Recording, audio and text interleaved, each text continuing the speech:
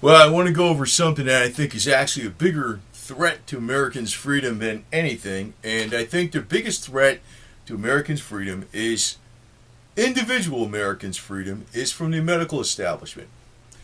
You know, it's an old adage is even if you have a gazillion dollars and you lose your health, it don't do you any damn good, you know?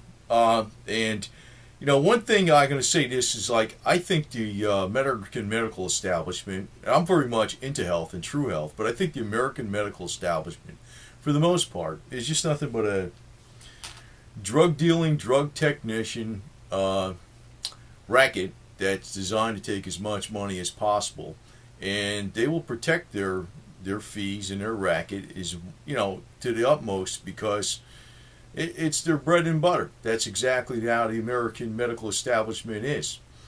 I have a number of videos actually. I'm not going to get into too many details on different things on this video because I have a number of videos on there on health. I have a lot of them on herbs, on stuff like coconut oil, different things, different various tips that actually a lot of it came from the medical establishment itself, but the persecuted medical establishment that is good for health in general.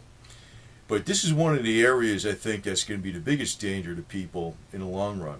And there's a study out there, 70% of Americans are on prescription drugs. 70% of Americans are on at least one prescription drug, with more than half on at least two prescription drugs. Now, I think that's a major problem because prescription drugs have all kinds of side effects. And, I know people, like, if you talk to a doctor or anything like that, they'll say, oh, yeah. But, it's like they look only which way that gives them money. I don't like those people, to tell you the truth. They really, those ones annoy me the most. I'm actually way into health. It's like I'm very much into that type of area in a true sense, but I see for the most part, people that are in the medical profession and trained in schools and things like that are very much money orientated, and they will ignore what works that does not line their pockets. That I've noticed. Now, where I see it's going to be a major problem is that, the thing is with prescription drugs, there's so many different side effects that it actually causes a lot of other problems, and it's actually caused a lot of deaths. Some estimates actually say that there's over 100,000 deaths each year just from prescription drugs. Which is more than the entire Vietnam War for all the years, right? So, I wonder what the hell kind of good we're actually doing with people with this, but really what goes on, it's lining somebody's pocket. Now, the other freaking big racket I see, which I don't like at all, because it's called the mental health industry. Now, of the people that are probably the biggest customers of the mental health industry for antidepressants, which is actually the second most commonly type of prescribed prescriptions, are women from the ages of 50 to 64, with about almost 25% of women taking, in that age group, 50 to 64, actually taking antidepressants. Now, I've actually mentioned some natural things that work for antidepressants, which are coconut oil, because it raises the ketones in the brain.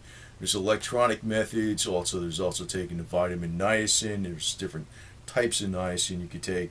There's two different types of flush-free, and there's a specific type of flush-free that's a better one to take. And they're cheap. Now, I know, like, sometimes doctors, when they start getting in on this natural thing, they want to make vitamins available by prescription only. And you can see where that game's going. I don't like those guys, man. They're just money whores. That's all they are. They're evil as all hell. I don't like those guys, to tell you the truth. But it's like, this is one of your biggest dangers to freedom in this country, because when we have a national health care plan, I think they're going to be able to dictate to you what you have to do. And if you're a dissident, let me just put it straight up what I'm getting to. Because in the Soviet Union, prior, the way people were controlled that were vocal against the established, order or whatever the hell it is, were actually not actually jailed. They were drugged. They were drugged by the authorities for not thinking a certain way. And I think this is going to be the major problem, where we're going to have a lack of freedoms in this country big time. And they're actually charging money to do it, too. But according to some of the studies, there's at least the percentage of people using at least one prescription drug in the past month, what they take in a month, has increased almost 50% between the years 2007 and 2010. So this is a major trend that's going up, and these prescription drugs have all kinds of side effects, and they create all kinds of problems, and they damn well know it. So if there's actually a real fight for freedom, what you're really going to have to fight, is actually healthcare. And nature doesn't really solve all the problems, I'll say that, but it does solve a lot of the financial problems on the system itself, because things that can be grown are pretty effective, they do help, and they're very, very cost effective. That's the main point. Because a lot of these drugs that are, like what we have today, is like doctors are basically drug technicians. That's all they are. They're drug technicians. Actually, I think of a lot of them are worse than the dealer that you see on the street. The drug dealer, the classic drug dealer, they say. I think doctors are actually worse than that. But when we go to a national healthcare system, this is going to be one of the biggest dangers to freedom that we're going to have, bar none. So, I'm going to say this, I think I put out some pretty good stuff on health. I think on my channel, I got a significant amount of health videos.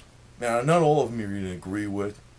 Some of them are more controversial than others. Some of them just use ancient medicine. Now, I know one of the newer ones that's very, people look at it probably for the first time and think it's snake oil. It's using electricity to zap viruses and things like that. A lot of people probably would think that's BS, but